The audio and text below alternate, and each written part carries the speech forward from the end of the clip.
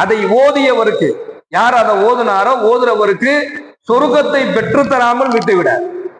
சூரத்துல் பக்கராவை ஓதுவதன் மூலமாக சொர்க்கத்தை அது வாங்கி கொடுக்காம இவரை விட்டுறார். எவ்வளவு பெரிய ஒரு அற்புதமான ஒரு சூறாவை அல்லாஹ் நமக்கு அல்லாஹ் வழங்கி இருக்கிறான் என்பதை நம்ம சிந்திக்கணும். பெருமானார் ஸல்லல்லாஹு அலைஹி வஸல்லம் அவர்கள் சொல்கின்றார்கள், முஸ்லிம்ல 840வது ஹதீஸாக இது பதிவு செய்யப்படுது.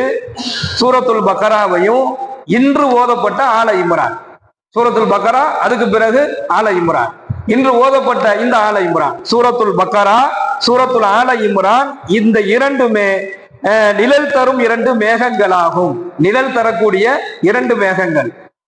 அரிசினுடைய மறுமையினுடைய நாளையில ஒவ்வொரு மனிதனுக்கும் அங்க என்ன தேவைப்படும் அப்படின்னு சொன்னா, தண்ணீர் கேட்க மாட்டான், உணவு கேட்க மாட்டான், ஆடை கேட்க மாட்டான். ஏன்னா அங்க எல்லாமே நிர்வாணமா தான் நிக்க போகுது.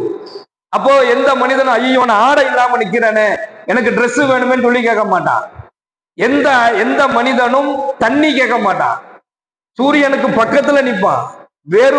வேர்வையால் என்ன செய்யப்படும், ஆறுகளை போன்று வேர்கள் ஓடும். ஆனா தண்ணி தாகம்லாம் எடுக்காது, தண்ணீர் கேட்க மாட்டான், உணவு கேட்க மாட்டான். பசிக்குது எனக்கு உணவு கொடுங்க இதெல்லாம் கேட்க மாட்டான். இதெல்லாம் எப்ப கேட்கப்படும்னா, சொர்க்கம் நரகம் என்ற திருப்புக்கு பின்னாடி இதெல்லாம் தேவைப்படும். தண்ணீர் தாகம் எடுக்கிறவங்களுக்கு நரகவாதியா இருந்தா என்ன செய்யப்படும், குடிப்பதற்கு சீல் சலங்களை கொடுப்பேன்னு அல்லாஹ் சொல்றான். அது மாதிரி அந்த நேரத்துல அல்லாஹ்வுடைய அரிசிக்கு முன்னால் அந்த மனிதர்கள் எல்லாம் ஒன்று திரண்டு நிற்கக்கூடிய நேரத்துல ஆடை இருக்காது, ஆனால் ஆடை கேட்க மாட்டான். வெயில் இருக்கும், ஆனால் தண்ணீர் கேட்க மாட்டான். பசி இருந்தாலும் உணவு கேட்க மாட்டான்.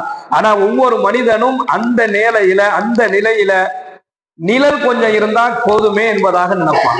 என்னங்க கேட்பான், நிழல் ஒதுங்குவதற்கு ஒரு நிழல், அந்த நிழல் கிடைச்சா போதும், ஒரு சொட்டு அளவு நிழல் கிடைச்சா போதும். அதுக்குள்ள போய் என்ன செஞ்சுக்கிறேன், நான் என்னுடைய உடலை சூடா இருக்கக்கூடிய அந்த உடலை அந்த சூரியன் வெப்பத்தால் குதித்து கொண்டிருக்கக்கூடிய அந்த வெயில்ல என்னால நிக்க முடியாத இந்த உடலை கொஞ்சோடு போய் நான் நிழல்ல போய் என் தலையை காமிச்சுக்கிறேன், என் கையை காமிச்சுக்கிறேன், என் உடம்ப காமிச்சுக்கிறேன்னு சொல்லி நிழலுக்காக வேண்டிதான் அந்த நேரத்துல மக்கள் அலைவார்கள். அதான் ஸல்லல்லாஹு அலைஹி வஸல்லம் அவர்கள் சொல்கின்றார்கள், அந்த நேரத்துல சூரத்துல் பக்கராவையும் சூரத்துல் ஆல இம்ரானையும் எவர் ஓதுகின்றாரோ அது அவர்களுக்கு நிழல் தரக்கூடிய மேகங்களாக மறுமையில் வந்து நிற்கும் என்பதாக ஸல்லல்லாஹு அலைஹி வஸல்லம் சொல்றாங்க.